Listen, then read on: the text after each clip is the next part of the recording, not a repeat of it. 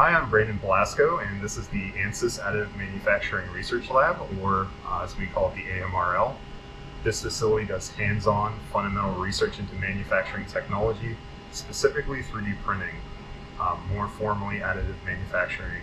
We're interested in additive manufacturing because it lets us design and make more advanced parts like these. Strong where we care about strength, lightweight where we don't, and using minimal materials so the parts cost less. Let's go on inside and take a look at the equipment inside of our lab. Most of our metal additively manufactured parts start life as powders, a blend of controlled composition and size. We have 4 system types for metal additive manufacturing. The first, the EOS system, uses a laser to selectively fuse a bed of metal powder. We add a layer of powder, fuse, and add more layers until the part is complete. Part of the challenge is learning how to design and support the parts during the print process so that the final part has the right shape and properties. Here you can see some angular features that worked and others that didn't. Learning the process envelope helps us develop rules for part design. After the parts are made, we need to cut them off the substrates. We use a wire EDM machine to cut through the bottommost layer underwater, and the finished parts fall into the tank. They can be as simple as this stencil bar, or as complex as this chainmail.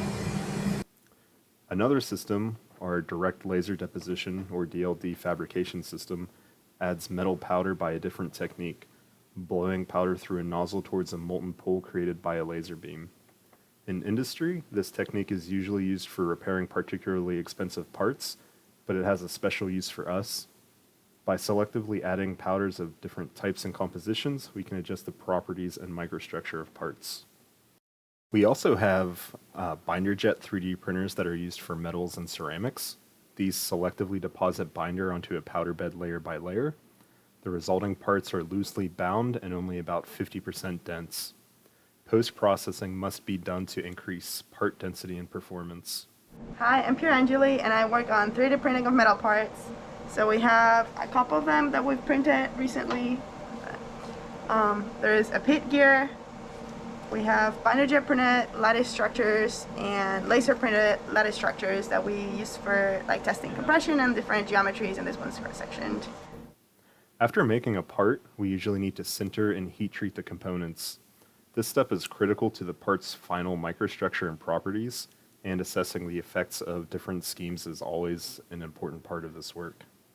Our newest machine, an ARC machine, is far larger.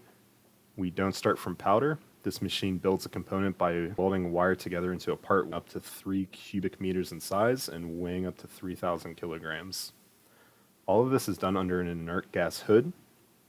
The different thermal profiles and microstructures created by this process are an area we're excited to start investigating. Hi, I'm Brian Gleason, Professor and Chair of the Mechanical Engineering and Material Science Department. We're thrilled to house the Ansys AMRL. It's a world-class manufacturing facility, and we hope that you join us in seeing the capabilities that it has and to develop a new generation of manufacturing and technology in practice. Please drop by our virtual booth and say hello, even if you don't have questions. We'd be thrilled to talk about our machines, the research we do, and how students work with the AMRL.